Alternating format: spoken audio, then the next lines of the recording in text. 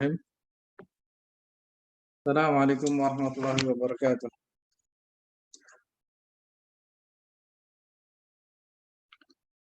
Innal hamdalillah nahmaduhu wa nasta'inuhu wa nastaghfiruh wa na'udzu billahi min shururi anfusina wa min sayyiati a'malina. May yahdihillahu fala mudilla lahu wa man yudlil fala hadiya lahu. Asyhadu an la ilaha illallah wahdahu la syarika lahu wa asyhadu anna Muhammadan abduhu wa rasuluhu la nabiyya ba'dah. Allahumma shalli afdhala salatin wa taslimin ala khairi khalqika sayyidina Muhammadin wa ala alihi wa ashabihi wa tabi'in wa man tabi'ahum bi ihsanin ila yaumiddin, amma ba'd. Kawan-kawan yang dirahmati Allah Subhanahu wa taala, alhamdulillah pada malam hari ini kita masih bisa dipertemukan lagi di dalam kelas Asmaul Husna. Mudah-mudahan pertemuan kita malam ini mendapatkan rahmat, berkah dan karunia dari Allah Subhanahu wa taala. Amin ya rabbal alamin. Seperti biasa, marilah sama-sama kita mulai kelas kita pada sore hari ini, pada malam hari ini dengan membaca basmalah. Bismillahirrahmanirrahim. Dan kita masih membahas tentang nama Allah Ar-Razzaq. Ar-Razzaq.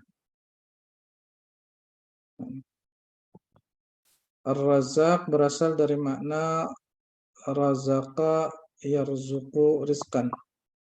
Artinya, waalaikumsalam. Artinya dia Allah Subhanahu wa taala yang memberi rizki.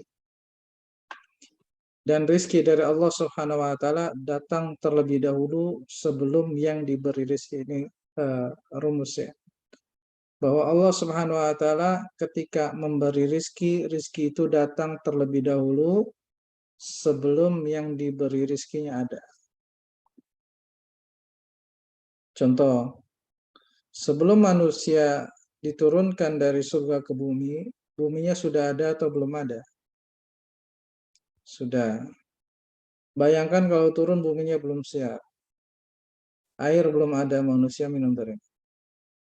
Udara belum ada, manusia mengambil nafas dari mana?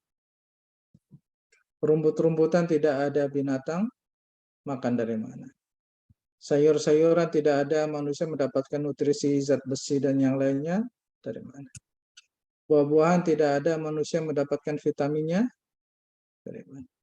Binatang tidak ada, manusia mendapatkan kalori dari daging dari mana? Protein dari mana? Artinya Allah Subhanahu wa taala dengan sifatnya Al-Latif yang maha lembut, juga Ar-Razzaq yang selalu memberi rezeki, itu rezeki itu mendahului wujud manusia, keberadaan kita semuanya. Dan ini adalah kebiasaan Allah Subhanahu wa taala, karena kedermawanannya rezeki itu selalu mendahului. Rezeki itu selalu mendahului. Dan manusia tidak akan diwafatkan kecuali telah habis rezekinya. Ambil contoh Ibu Ummi Kulsum, jatah rezekinya itu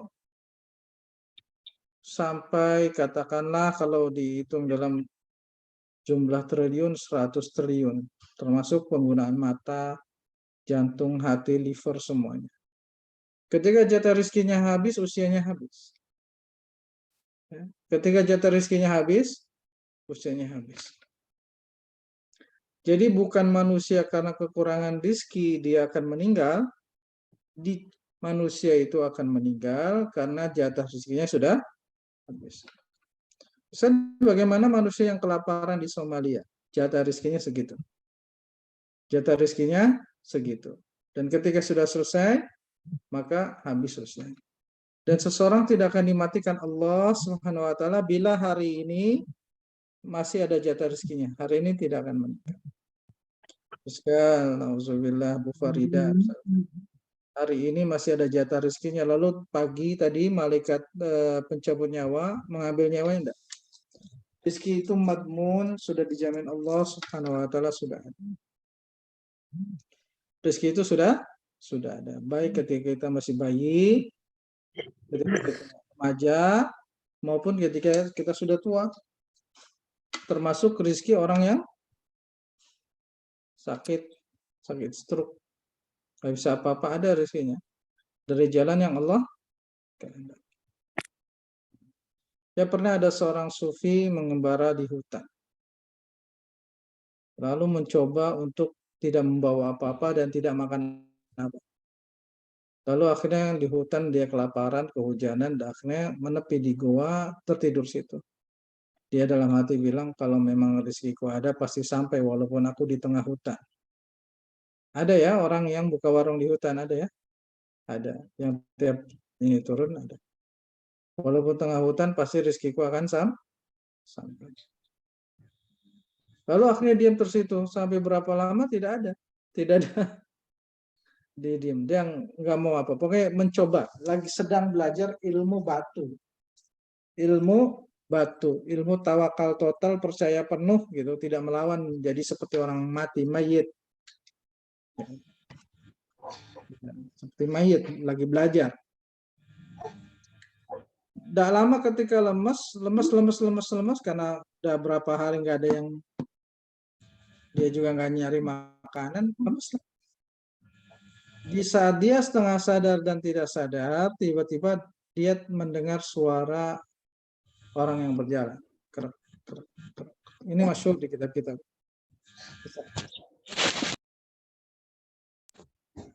Ketika dia mendengar orang berjalan, dia mendengar suaranya. Wah, hujan, mari kita berteduh di goa. Kita berteduh. Ketika berteduh kaget, ternyata di goa sudah ada orang. Sudah ada. Kok ada orang? Pasti ini orangnya lemes ini. Kayaknya dari berapa hari tidak makan. Coba gotong. Nah, si hamba Allah ini, dia dengar tuh suara. Tapi dia nggak bergerak sama sekali. Coba kasih roti hangat, bikinkan air hangat.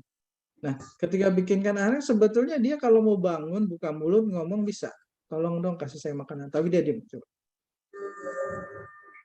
Coba diam. Gitu. Wah, ini orangnya udah nggak sadar sama sekali. Akhirnya dibikinkan air hangat, ya semacam energen roti hangat, ya.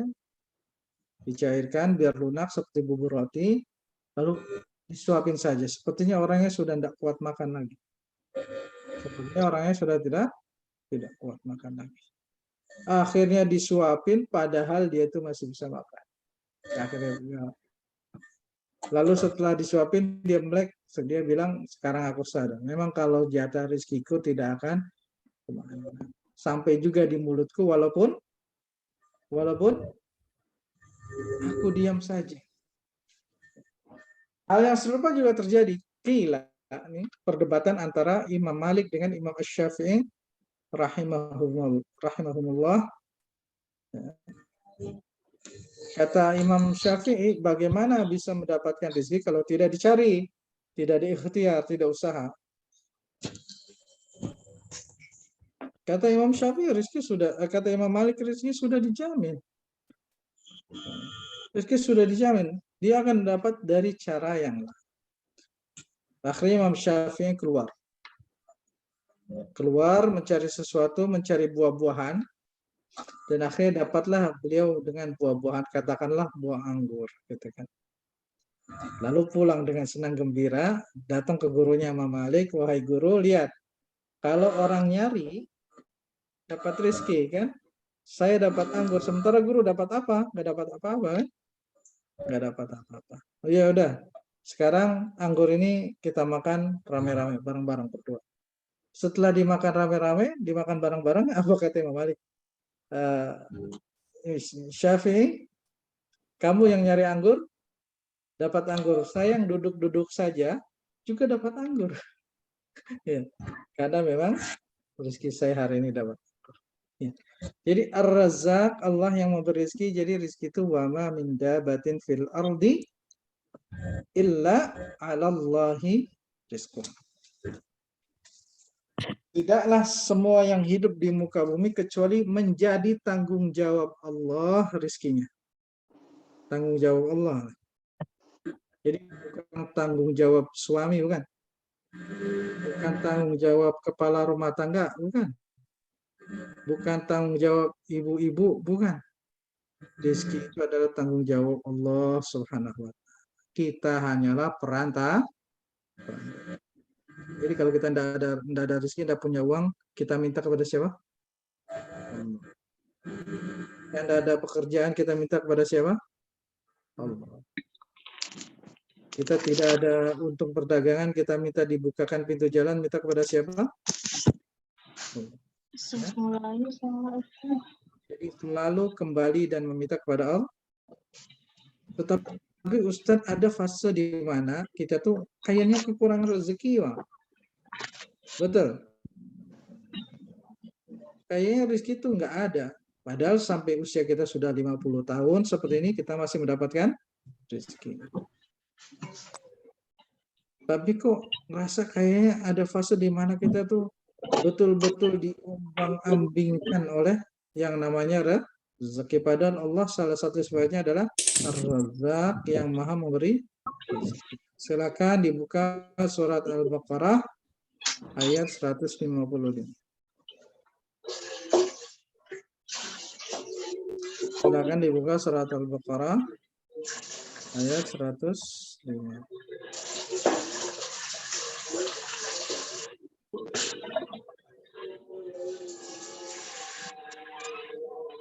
Sudah ketemu semuanya?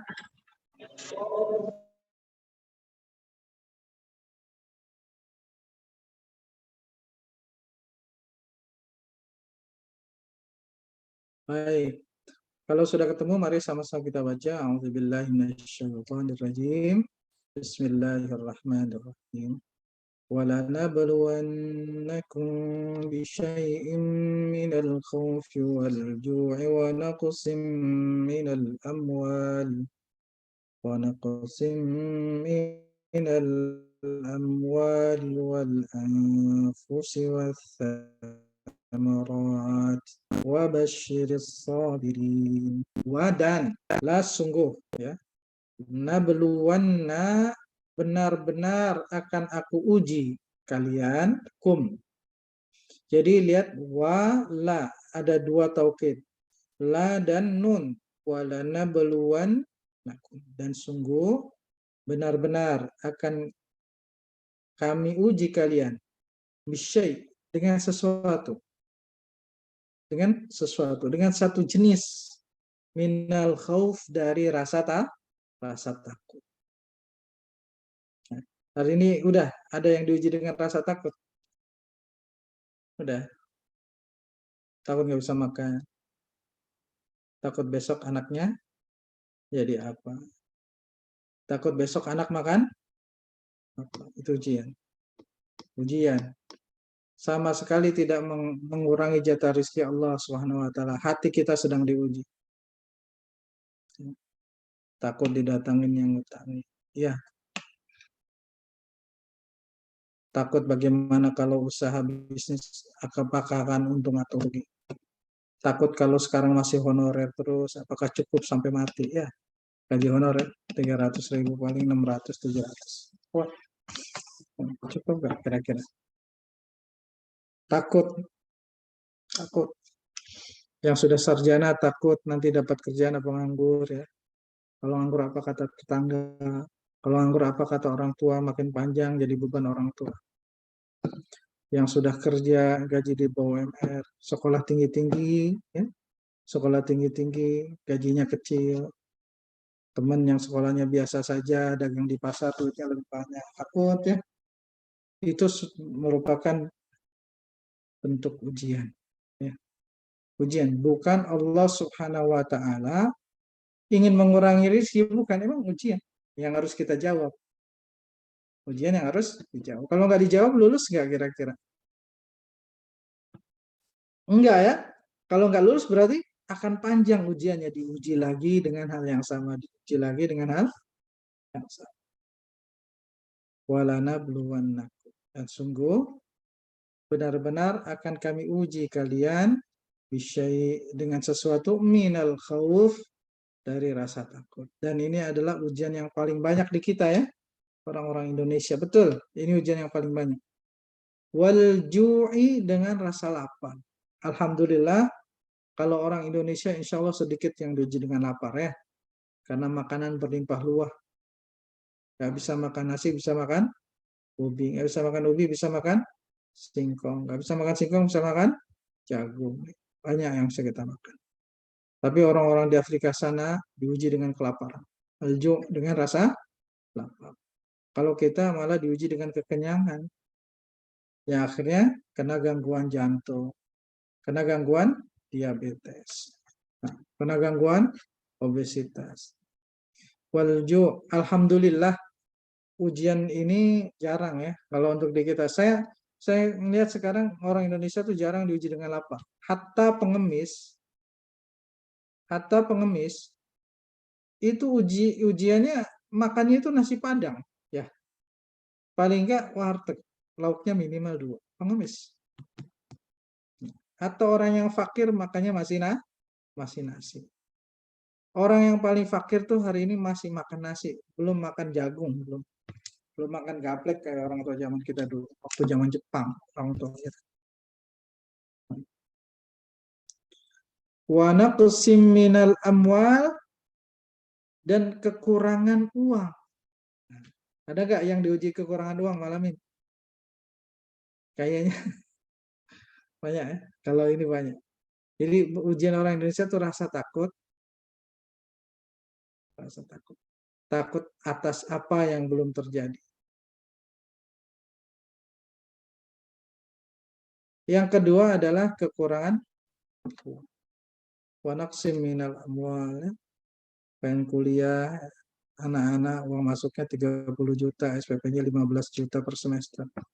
Sementara penghasilannya cuma 2.500.000. Allah, kurang uang. Ya. Gimana ya? La haula wa la quwata illa billah. Akan diuji, ini sudah sunnatullah. Tidak ada manusia yang tidak lolos, yang tidak mengalami ujian, tidak ada. Justru yang paling berat ujiannya adalah para nabi. Hatta nabi.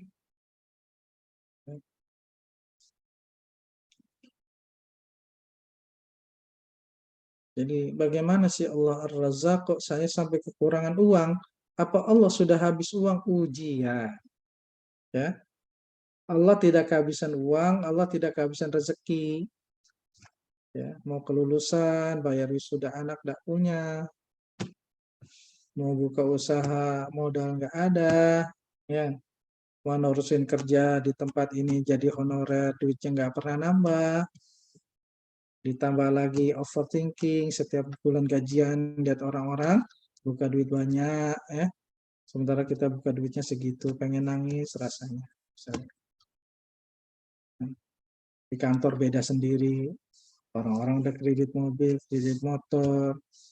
Kita jangankan kredit mobil, kredit motor, ya, untuk makan saja kurang. Wa naqsim minal amwal.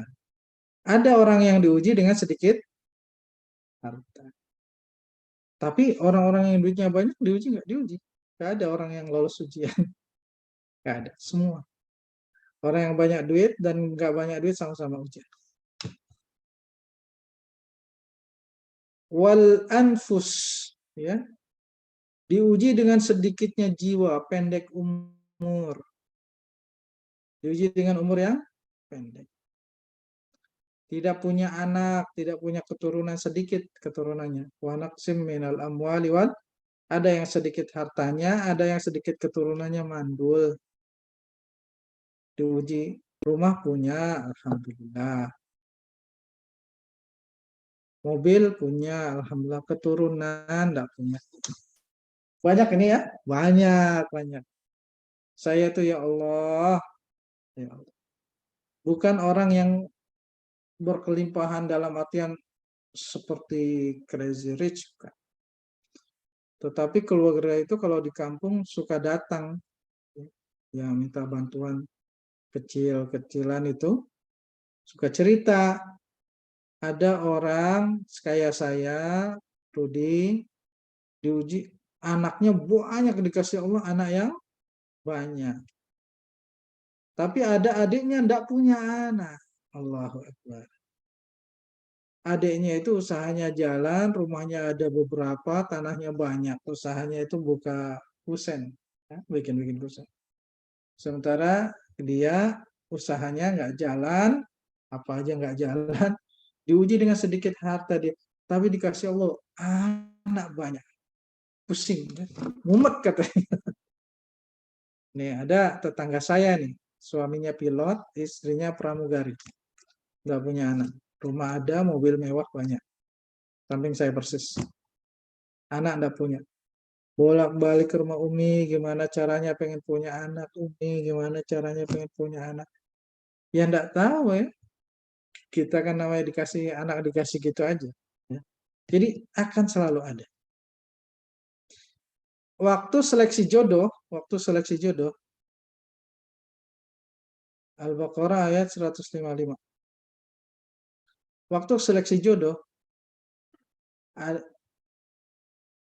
cerita istri, ini orang kayaknya perfect, sempurna. Ganteng, iya. Soleh, iya. Mapan, iya, sudah punya rumah. Mobil, ya dokter ya, spesial, sudah punya mobil. Ya. Dalam hati ini, dalam hati. Orang kalau tidak sempurna, kira-kira tebak ujiannya apa? Kawan-kawan semuanya, Bapak Ibu. Karena nggak ada hidup yang sempurna, nggak ada. Yang kita lihat rumah-rumah sempurna itu tidak sempurna. Nggak ada. Sama kayak kita diuji juga, cuma ujiannya lain-lain. 155. Apa ujiannya? Umurnya pendek. Nggak lama COVID meninggal. Jangan dah, saya deg-degan kalau ini jadi jodoh adik saya. Adik saya dokter juga. Kenapa? Orang kalau terlalu perfect biasanya enggak kepastian. Biasanya tuh umurnya pendek. Orang kalau terlalu sempurna umurnya pendek karena nggak ada lagi ujian kecuali wa naqsim minal amwali wal anfus. Ya, jiwanya jiwanya kurang, usianya kurang, nggak panjang. Wasamarat, dan diuji dengan kurangnya buahan, diuji dengan paceklik, diuji dengan kurangnya pepohonan, diuji dengan kurangnya panen, atau diuji dengan panennya banyak tapi harganya jatuh, atau diuji dengan panennya banyak tapi lebih besar biaya pupuknya dari biaya panen. Dari sini coba kita lihat di surat Al-Baqarah. Satu sisi nama Allah adalah Ar-Razzaq, ya, yang memberi rezeki. Tapi satu sisi kok saya susah banget dapat rezeki. Katanya Allah Ar-Razzaq. Ujian. Banyak ke sana di langit, tapi ujian. Kita ditahan, ya, ditahan. Ya. Coba sebentar. Ini sini ini. Ujian. Ya. Ujian hidup. Dalam surat Al-Baqarah ayat 155. Apa saja?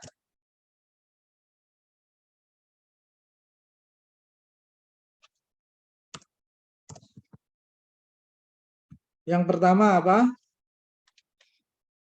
Rasa takut.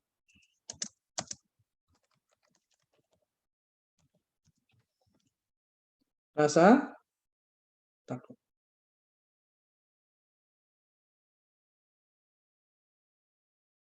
Yang kedua, rasa lapar.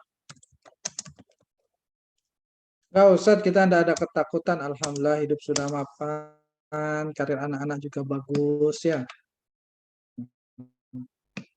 Lapar juga tidak ada, ya. Kurang harta.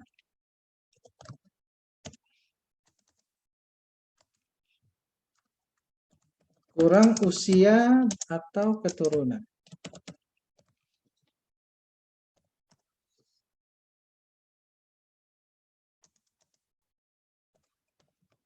Kurang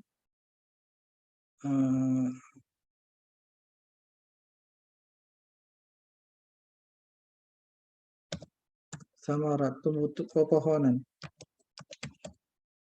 Oh, tumbuh-tumbuhan ya. Pohonan, sama tumbuhan. Kurang buah-buahan.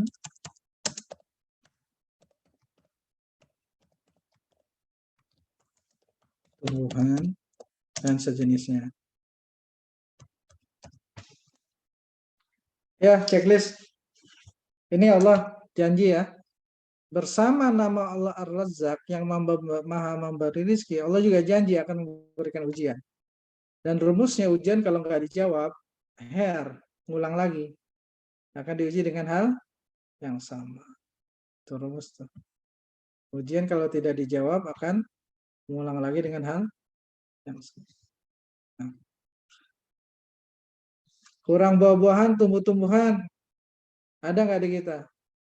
Enggak lah ya, banyak buah-buahan di sini. Ya, enggak kurang. Aman. Berarti kita enggak diuji ini nih. Oke, ya enggak diuji sama ini. Rasa lapar. Enggak, kayaknya kita masih makan sehari 3 kali, aman. Berarti potensi ujian kita enggak, kalau enggak nomor 1, nomor 3, nomor 4. Ya.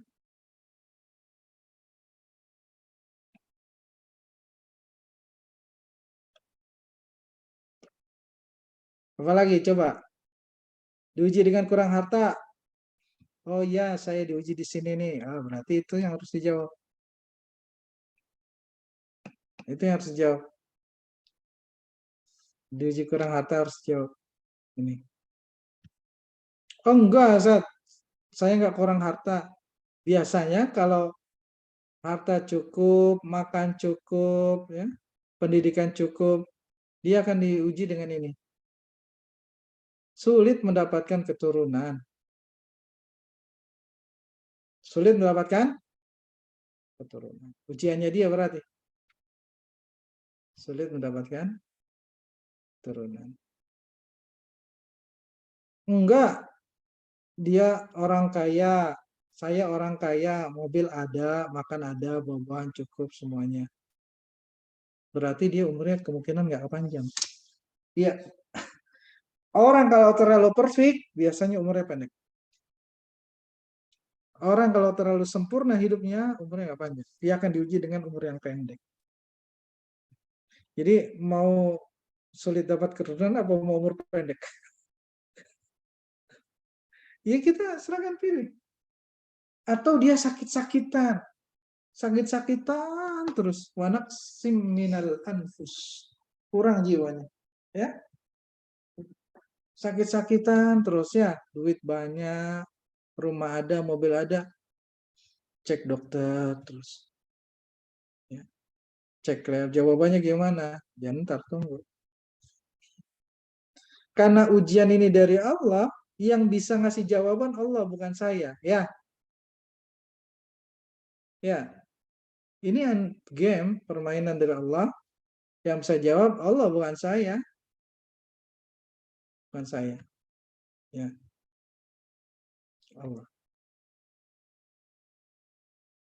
Saya di sini nih Ustadz, banyak dosis rasa takut, saya overthinking. Ya Allah.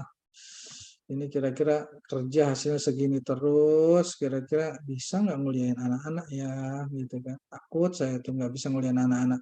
Malu sama orang tua. Orang tua pendidikan SD bisa nguliahin anaknya sampai S3. Saya pendidikan S3 bisa nggak nguliahin anak-anak. Mana SPP-nya 15 juta, misal gitu ya. Uang masuknya 50 juta. Ya. Gimana cara mengantisipasi ujian tersebut Pak Ustadz? Nggak bisa diantisipasi Bu.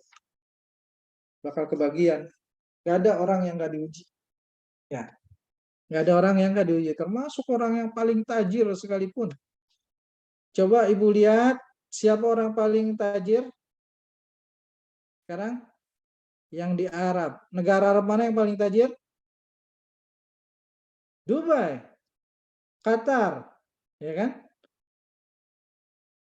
Siapa pemimpinnya? Syekh siapa pemimpinnya? Syekh Zaid Muhammad bin Zaid atau siapa lupa saya.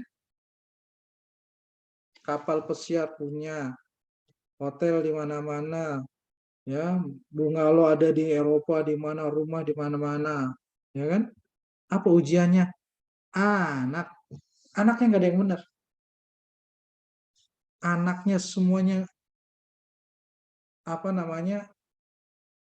Ada yang meninggal, ada yang bunuh diri, ada yang depresi. Maksimal anfus. Anaknya nggak ada yang benar. Nggak ada anaknya. Termasuk yang terakhir yang di perempuan itu kan, yang dikurung terus, akhirnya kabur, lari, dan speak up bahwa dia selama ini hanya dikurung, di princess ya, putri tapi dikurung aja. Anaknya nggak benar. Mohon maaf, sultan yang dekat kita, yang paling kaya, saya nggak sebut namanya.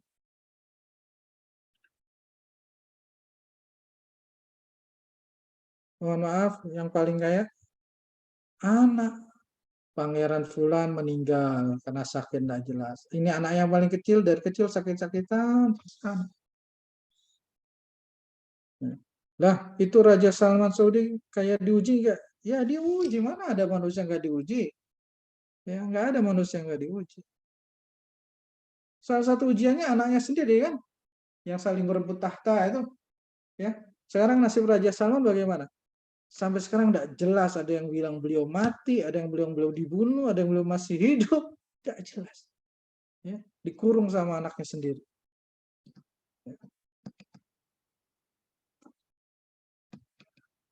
Ya, gitu ya. Jadi pilih nih. Semuanya harus milih ini. Ada orang-orang kaya yang sakit-sakitan, terus ada. Jadi nggak ada ya, kawan-kawan, Bapak Ibu. Orang manusia yang sempurna nggak ada. Hanya kita belum tahu, ya. Tawang sinawang, hanya ngelihat dari luar. Kalau ngelihat yang dari dalam, ancur-ancuran. Saya kenapa bilang begini? Karena orang yang dulu saya kagumi dan sebagainya, setelah kenal dari tiket, saya nggak mau jadi dia.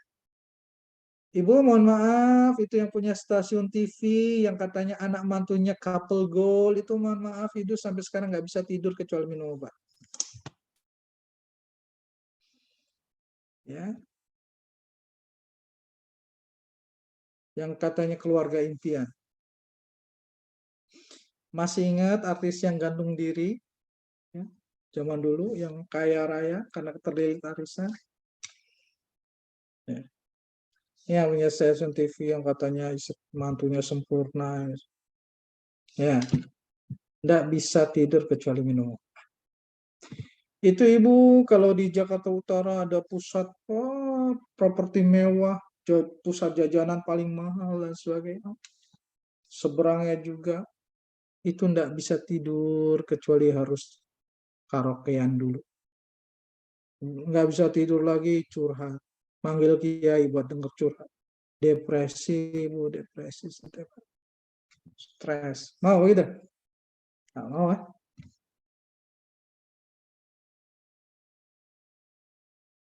Ya. Jadi nggak ada manusia sempurna. Ini sudah sunnatullah akan diuji. Ya. Orang-orang yang pejabat-pejabat banyak diuji ini rasa takut. Takut hilang jabatan, takut bisnisnya hancur, takut, takut, takut, takut, takut, takut, takut, takut, sampai stres, sampai depresi. Takut, takut, takut, terus takut. Ya, ada orang yang diuji dengan, ya kalau 5 sih kayaknya nggak ada orang yang tidak ada diuji, dan kayaknya nggak ada orang yang diuji dengan semuanya. Tapi mungkin dengan 4 ada ya. Takut ada, kurang harta ada, sakit-sakitan terus ada nih orang yang tiga-tiganya saya pernah nemu itu ya, kurang harta ada, sakit-sakitan terus ada gitu. Ya.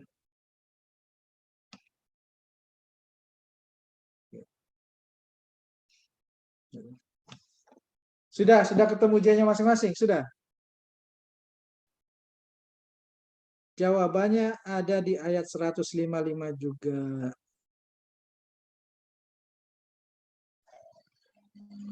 Coba tebak yang mana jawabannya?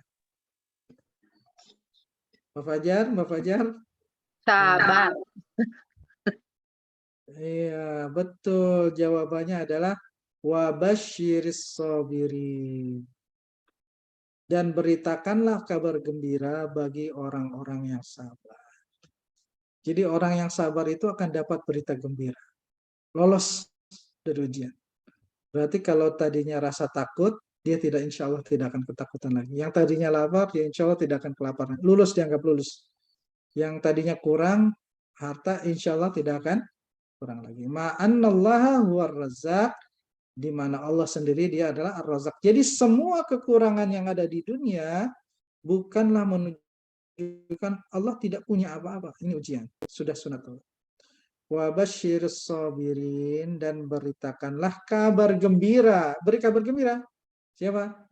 Yang belum punya keturunan, yang belum punya rumah, yang sakit-sakitan terus, yang usianya kayaknya pendek ya, yang overthinking terus, yang takut terus ya, yang kurang makan, berikan kabar gembira ya. Kalau dijawab dengan sabar. Itu dia.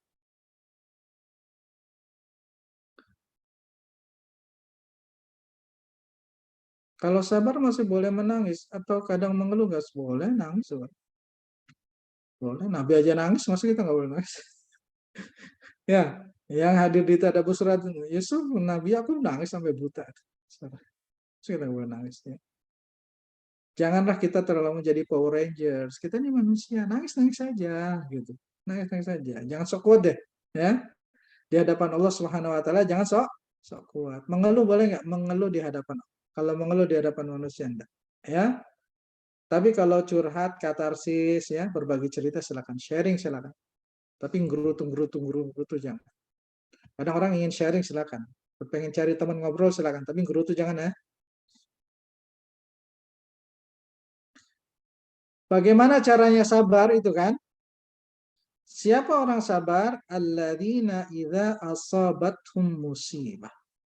Yaitu orang-orang yang apabila ditimpa musibah berupa rasa takut, hilangnya keamanan, rasa cemas, was-was, anxiety, ya, kecemasan yang berlebihan, rasa lapar, kurangnya makanan, kurangnya asupan, kurangnya harta, kurangnya pendapatan, kurangnya penghasilan, banyaknya pengeluaran, ya kan?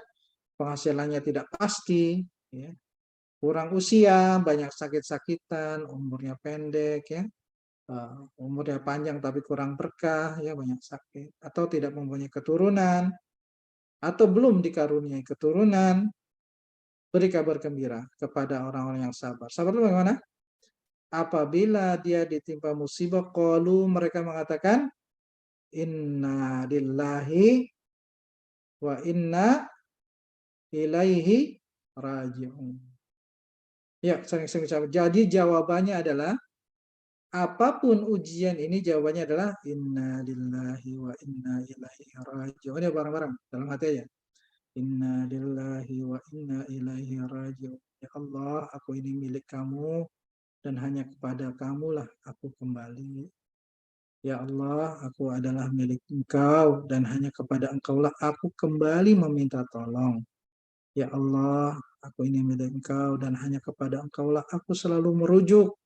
Ya, ya Allah, aku ini milik Engkau dan hanya kepada Engkaulah aku selalu menggantungkan harapan. Ya, ya, baca dalam hati yang banyak. Inna lillahi wa inna ilaihi raji'un. Inna lillahi wa inna ilaihi raji'un. Ini jawabannya dari Allah Subhanahu wa taala.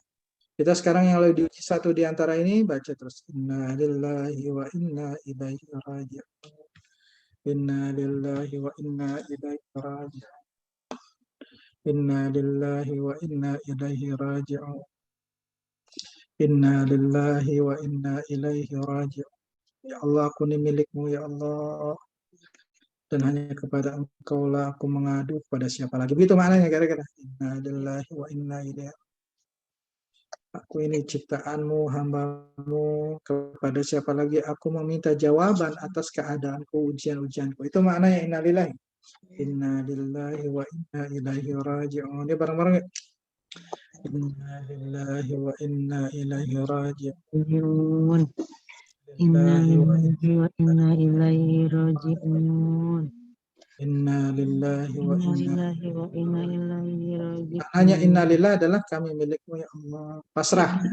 Jadi sama dengan saya ikhlas ya Allah, saya pasrah, saya ini milik Kau ya Allah. Inna Inna lillahi wa lillahi wa inna inna ilaihi. ilaihi raji'un. Kalau sudah terlalu berat musibah itu ucapkan ini inna lillahi wa inna ilaihi Inna raji'un. lillahi wa inna ilaihi Inna lillahi wa inna ilaihi raji'un. Kalau sudah mentok, harapan tidak tahu mau apa lagi, ikhtiar sudah, doa sudah, sholat malam sudah, semua sudah baca. Inna lillahi wa inna lillahi wa inna ilaihi raji'un. Inna lillahi wa inna ilaihi raji'un. Kalau sudah bingung mau ngapain lagi baca inna lillahi wa inna ilaihi raji'un. Inna lillahi wa inna ilaihi.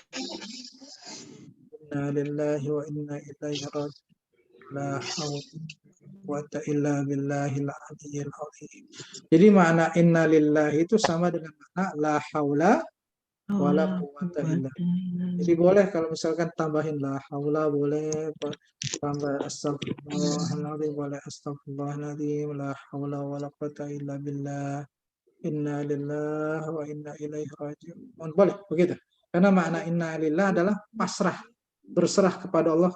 Ya Allah, kalau bahasa manusia, kalau bahasa kita ke orang tua, ayah, ibu saya ini anakmu, nggak tahu lagi harus mau ngapain.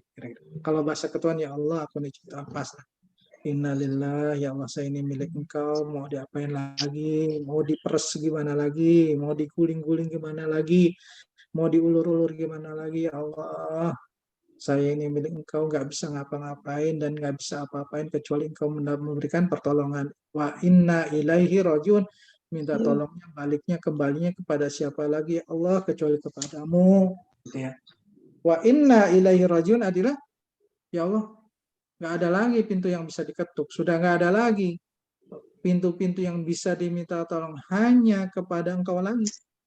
Hanya kepada Engkau lah aku kembali. Pulang. Ikhtiar medis sudah ya Allah. Ikhtiar herbal sudah ya Allah. Balik mana lagi? Baliknya ke Allah aja udah sekarang. Ya. Doa sudah ya Allah. Cari nafkah sudah ya Allah. Masih kurang. Balik kemana lagi? Balik kepada Allah. Balik kepada Allah.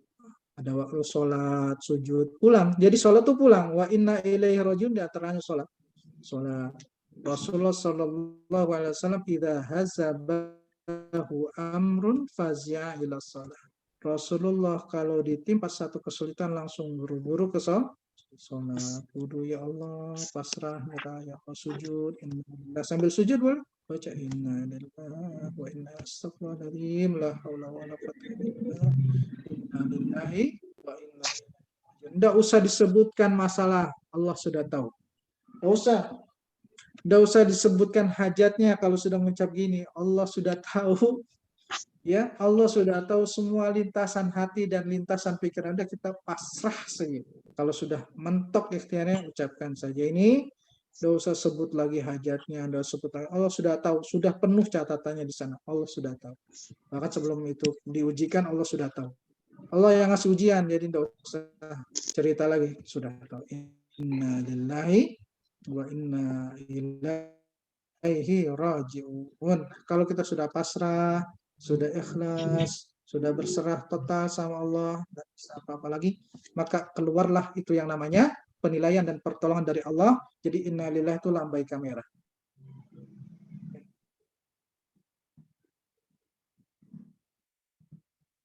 Ya.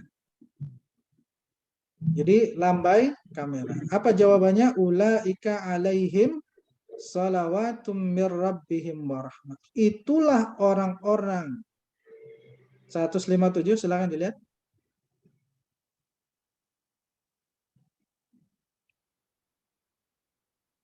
Ulaika alaihim salawatun mir rabbihim. Itulah orang-orang yang atas mereka yang sudah pasrah tadi, yang sudah berserah, sudah ikhlas, sudah menerima, ya, sudah menerima, sudah mengakui kalau dia itu milik Allah, bukan milik dirinya, sudah hilang kesombongannya, sudah hilang keangkuhannya, ya, sudah hilang sok jagonya, sudah hilang sok pintarnya, sudah hilang sok kuatnya. Jadi innalillah itu sudah betul-betul kita kembali sebagai manusia. Manusia aslinya tidak bisa. Allah yang punya kuasa. Seperti kalimat la haula wala quwata illa billah. Orang-orang seperti itu, salawatun mir rabbihim, maka dia akan mendapatkan kasih sayang khusus. Salawat itu kasih sayang khusus dari Allah. Salawatun mir rabbihim. Dia akan mendapatkan kelembutan khusus dari Allah. Salawat, ya. Warahmah, dan akan mendapatkan rahmat, belas kasih dari Allah. Jadi di sini dipisahkan antara kalimat salawat dan kalimat rahmah. Rahmah artinya kasih sayang, salawat artinya adalah pertolongan khusus. Salawat khusus, kasih sayang Allah yang khusus, kelembutan Allah yang khusus kepada orang-orang yang sudah pasrah total, pasrah bongkoan kalau bahasa ini namanya. Sudah pasrah bongkoan, sudah pasrah, ya Allah, pasrah.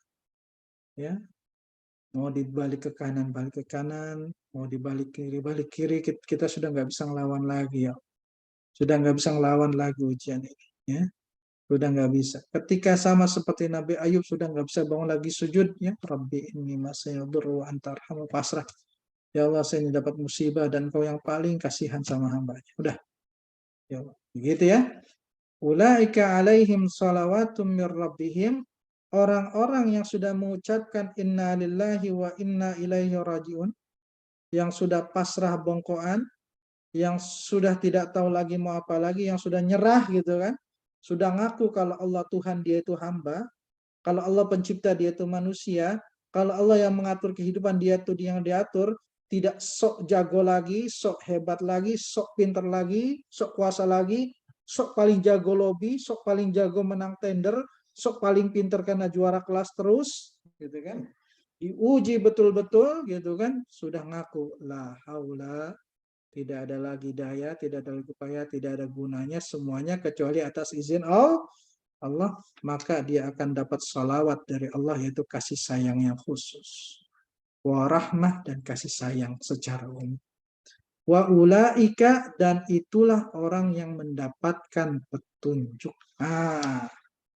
Petunjuk apa? Petunjuk untuk menjalani kehidupannya, petunjuk untuk menjawab ujian hidup yang ini. Jadi jawabannya apa? Jawabannya inna lillahi wa inna ilaihi raji'un. Oh, ya, putar tasbihnya, tasbihnya. Sambil mau tidur. Innalillahi, ya Allah. Kalau sudah tidak tahu lagi apa yang dipikir, jawab. Allahu Ar-Razzaq, dia akan memberi rizki. Allahu Al-Wahhab, dia akan memberi karunia dari jalan yang tidak disangka-sangkanya. Kenapa? Karena dia sudah tidak lagi bisa mengusahakan kebaikan bagi dirinya. Dia tidak bisa lagi mendatangkan rizki bagi dirinya. Dia sudah tidak bisa lagi berikhtiar untuk mendatangkan kesehatannya. Dia sudah tidak bisa lagi berikhtiar untuk menghasilkan keturunannya, misalkan. Dia sudah tidak bisa lagi berikhtiar untuk memenuhi kekurangan hartanya, maka akan datang jalan dari Allah Subhanahu wa taala, bukan dari jalannya, tapi dari jalan Allah Subhanahu wa taala, Al-Alim, yang Maha berpengetahuan.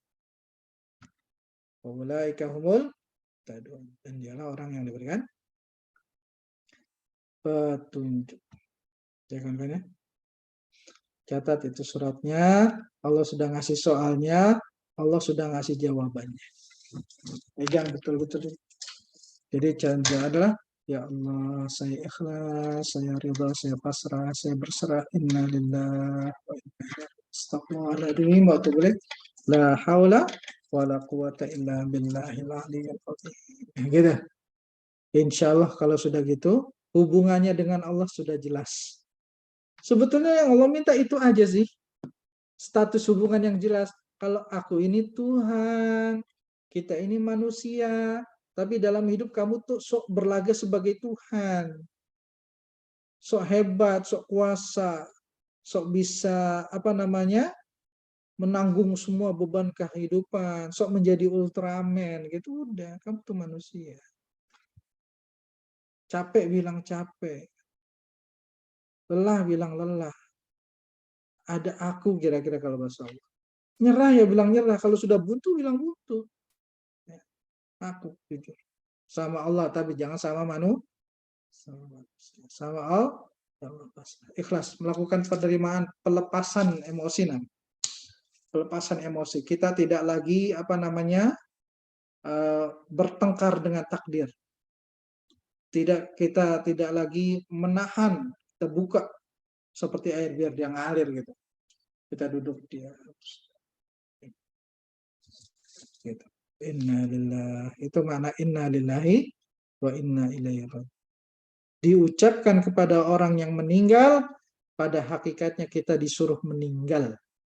Apa yang kita tinggalkan? Keangkuhan, keegoan, sok bisa, sok kuat, sok masih bisa menjalani kehidupan, langsung pasrah, berserah, ya Allah, Engkau Tuhan, aku hamba. Engkau tidak butuh aku yang butuh. Gitu.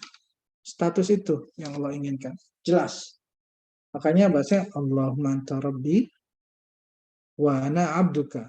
Ya Allah, Kau adalah Tuhanku dan aku adalah hambamu. La ilaha illa anta. Tidak ada yang layak disembah kecuali Engkau. Khalaqtani, Engkau menciptakan. Gitu.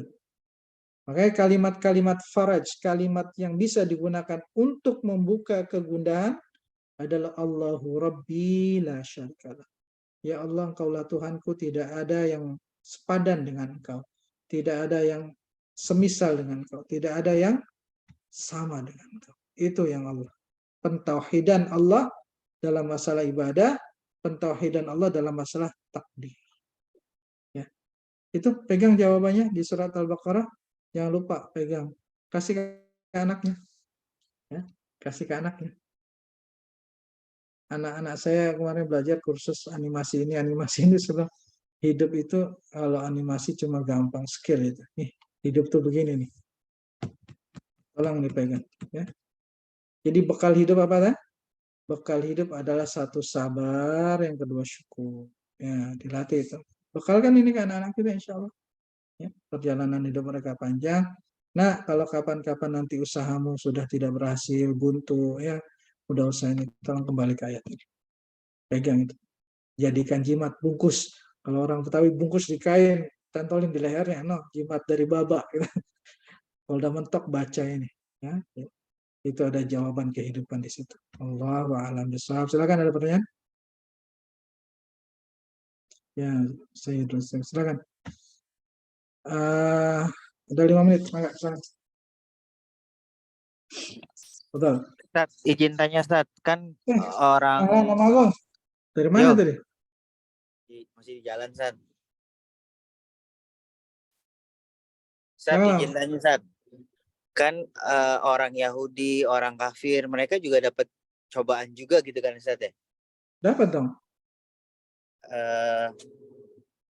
Nah, yang kadang-kadang tuh kayak di film gitu. Waduh ini kayaknya kok yang muslim kayak kejawabannya banyak banget, berat gitu Ustaz. Kayak penderitaan gitu. Ya walaupun kalau sekarang banyak yang orang Arab yang kaya-kaya gitu Ustaz ya. Terus kan kunci kebahagiaan itu tadi di sabar Ustaz. Nah, saya suka mikir gini Ustaz. Untung mungkin Allah kasih begini karena Allah tahu saya nggak sesabar itu. Jadi udahlah gue nggak usah terus sabar-sabar, mantar kayaknya dikasih cobaan yang berat gitu. Kalau berpikir gitu salah nggak sih Ustaz? Jangan saya nggak usah sabar-sabar banget, tapi mengadulah kepada Allah seperti kalimat Sayyidah ya Allah, innama ana basyar. Ya Allah, saya ini manusia biasa, ya, bukan nabi, bukan ulama. Jangan ujikan kepadaku dengan ujian para nabi, jangan ujikan padaku dengan ujian ulama. Manusia biasa, kadang benar, kadang salah. Manusia biasa yang pengennya seperti orang-orang yang biasa, senang dengan kelapangan, nggak suka dengan kesempitan. Bilang aja, kita ngaku manusia biasa aja. Ya Allah, gitu. Kayak lagu ya. Benar nggak? Aku manusia biasa.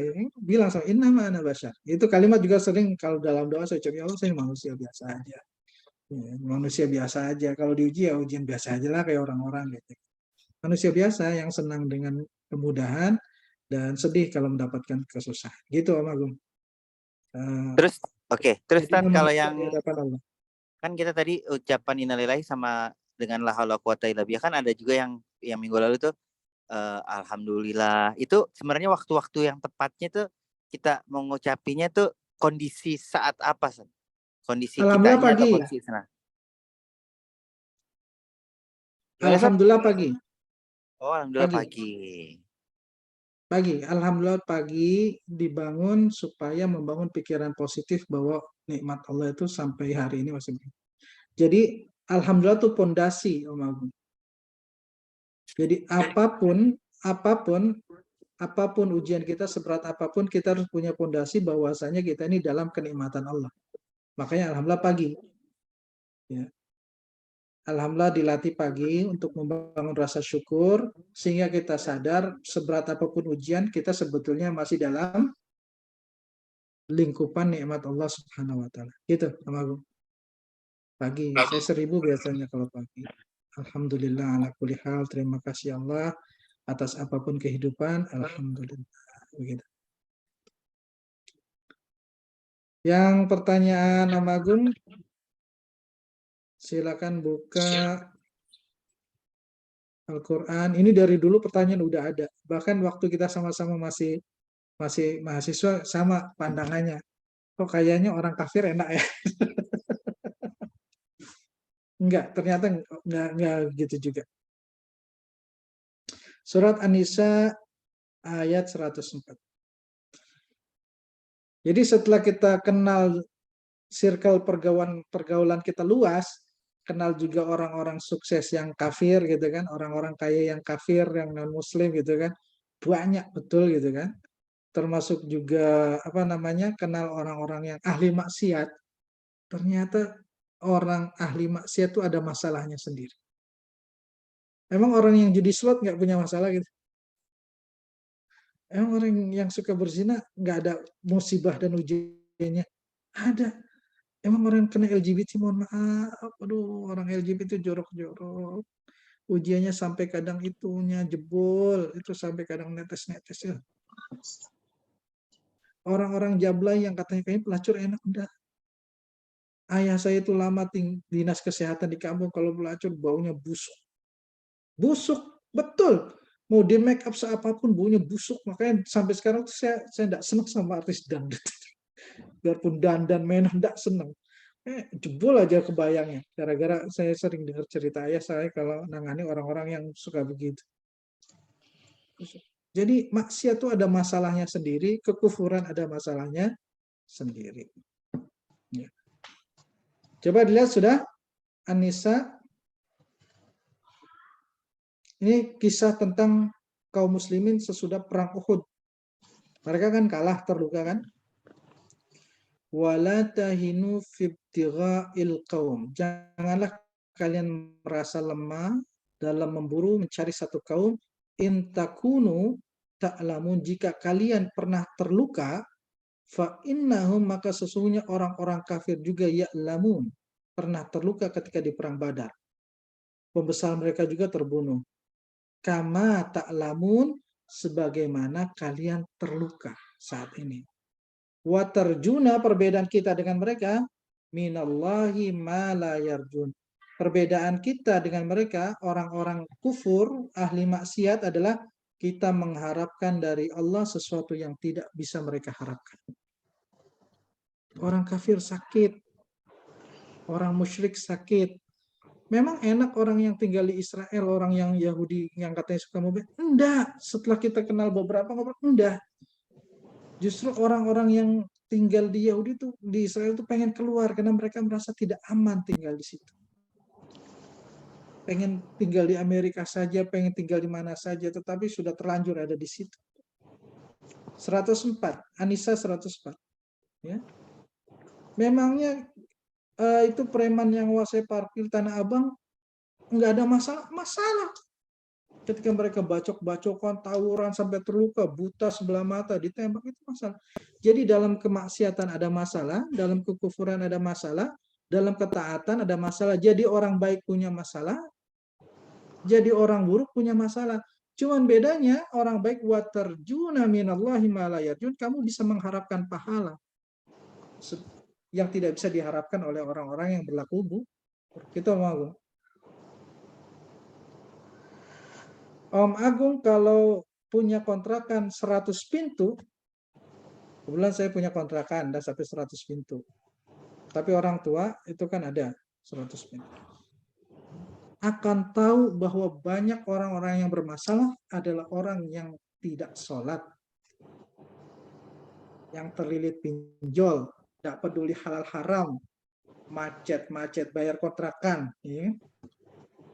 Jadi awalnya dulu kayaknya kita ngeliat di TV hanya orang-orang yang baik saja yang diuji. Ini kayaknya Indosiar salah juga ya. Kenapa yang diuji hanya orang-orang yang baik ya? Tadi pagi ngeliat orang baik diuji sampai jualan ketoprak segala macam. Enggak benar ini. Orang-orang ahli maksiat pun diuji. Sama diuji. Mendapatkan rasa sakit, mendapatkan rasa lapar. Coba lihat, banyak kan orang-orang yang mohon maaf sampai tidak bisa makan. Ya, kerjanya di salah satu film. Kok jadi film? Midnight Dinner. Bagaimana menceritakan orang-orang yang kerja di klub, bagaimana dia kadang nggak bisa makan. Jadi yakuza. Itu. Jadi Om Agung itu di surat An-Nisa ayat 104 semua sama. Orang kafir dapat masalah, orang mukmin dapat masalah. Ahlul masjid dapat masalah, ahlul diskotik sama-sama juga dapat masalah. Ahlul diskotik kan banyak masalah. Ya. Ya.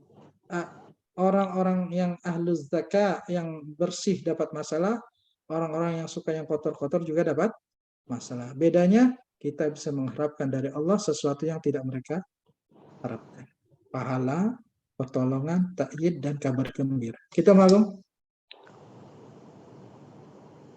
Gitu ya. Clear ya Agung? Ada lagi nggak yang belum dijawab tadi? Cukup, Ustaz. Clear, Ustaz.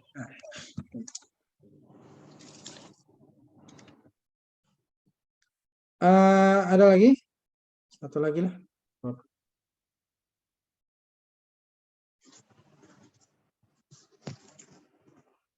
Ustaz, zikir yang paling baik itu dibaca berdasarkan situasi dan keadaan. Iya, menurut Al-Imam Ibnu Qayyim begitu. Beda waktu, beda keadaan, beda zikir ya. Beda waktu, beda keadaan, beda zikir. Apa saya perlu ya susun buku-buku zikir waktu tertentu gitu kan? Perlu nggak saya? Jadi kalau sepertiga malam zikirnya apa? Habis Perlu, Ustaz. isyraq Perlu, apa? Ustaz. Perlu Waktu duha sekali. apa gitu kan? Jadi biar nggak kayak semrawut banget gitu. Habis zuhur bacanya apa? Dalam kitabnya Imam As-Suyuti. Ini Iya, zikir Ustaz, ditunggu bukunya, Ustaz. zikir praktis gitu ya. Iya, Ustaz. Saya tahu pasti outputnya golnya rezeki kan. Iya. Jadi saya udah tahu referensi kitabnya itu. Rezeki, Udah pasti referensi kebahagiaan. kitabnya Ushulur Rifqi fi Ushuli Rizki. Cara mendapatkan rezeki menurut Imam As-Suyuti berdasarkan hadis Nabi, udah pasti begitu. Outputnya nggak jauh-jauh. Rezeki, kelapangan rezeki, kesehatan, ya kan begitu ya? Iya, iya, Ustaz. Nah, insya Allah saya kumpulkan ya dari beberapa ulama dan waktu-waktunya. Saya cari yang pendek-pendek aja lah, yang kira-kira 100 paling banyak gitu. Iya.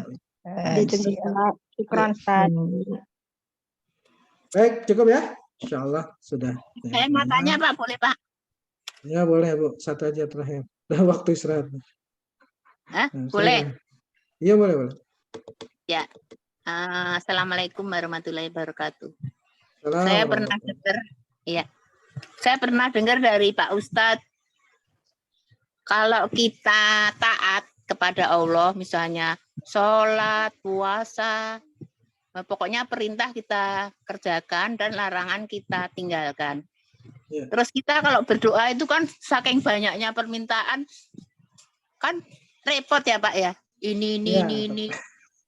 Tapi katanya Pak Ustadz, kalau kamu taat aja, itu udah dipenuhi semua nanti. Itu benar ya Pak? Benar. Betul. Ya, benar. Sekaligus saya kasih hadiahnya. Jadi saya itu pernah dengar gitu, saya catat terus. Jadi kalau kita taat, pokoknya taat, meninggalkan larangan, misalnya sholat sunnah wudhu, sholat rawatib, duha, tahajud, terus berbaik, beramal soleh. Nanti kita nggak usah berdoa panjang lebar, udah dikasih sendiri sama Allah. Benar ya Pak? Iya, betul. Saya kasih ayatnya ya. Ya. Tapi ada catatan buat saya, karena saya punya banyak jamaah ibu-ibu tuh yang kontrak-kontrak di rumah orang tua. Ya. Saya kasih catatan, jangan suka gosip. Saya sudah, tapi kan namanya setan itu kan godaannya sangat besar ya. Jadi untuk melawannya itu kan harus kuat ya Pak. Kenapa Bukan jangan suka gosip? Melawan Karena- hawa nafsu. Kan kita suka nggak sengaja berbuat salah, apa ghibah, apa jelekin orang, berantem itu kan suka nggak sadar Pak. Jadi harus sering zikir terus. Benar Pak?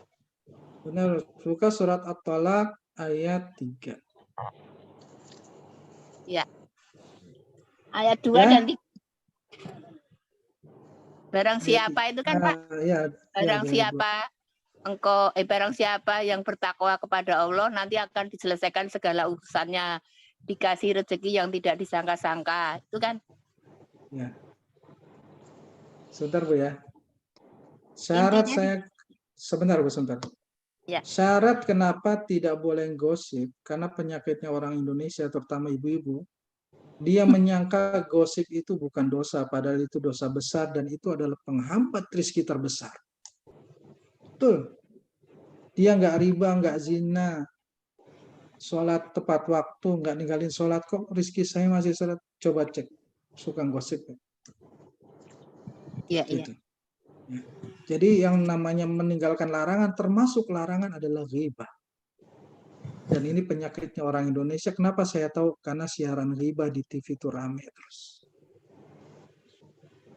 Ya, saya Iya. bilang ke jamaah saya di pengajian yang di kampung-kampung, Ibu, rajin sholat, tapi masih ghibah, rezeki seret karena ghibah. Bukan karena sholat, ya, karena Iya. ghibah. Iya. Iya, siap. Terima kasih Pak.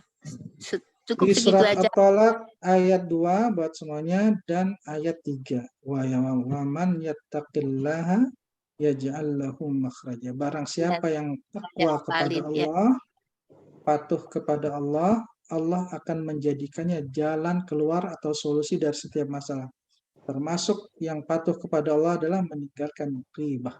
Dan ini Masya Allah penyakitnya orang Indonesia. Mau yang kerudungan, tidak kerudungan sama saja. Yang kerudungan yang digosipin lain lagi, yang digosipin Ustadz kalau yang kerudungan.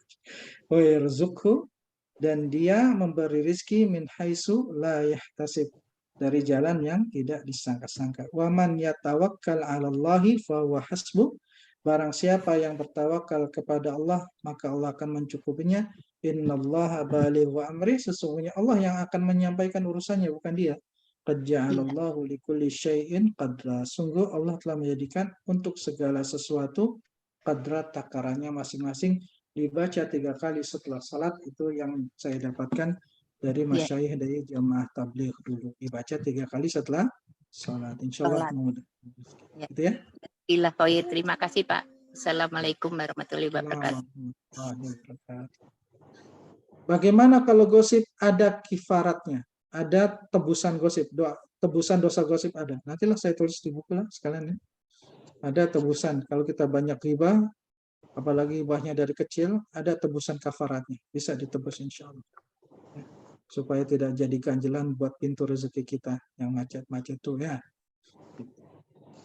Baik, cukup sampai dari sini. Insya Allah kita tuliskan. Nakhtatim berhamdalah. Alhamdulillahirabbil alamin, dan kafir majlis.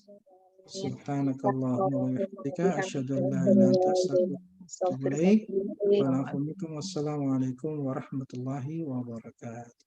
Waalaikumsalam warahmatullahi wabarakatuh. Izin pamit, Ibu Mohon semuanya. jazakallah Ustaz. Sama-sama Ibu semuanya, izin pamit.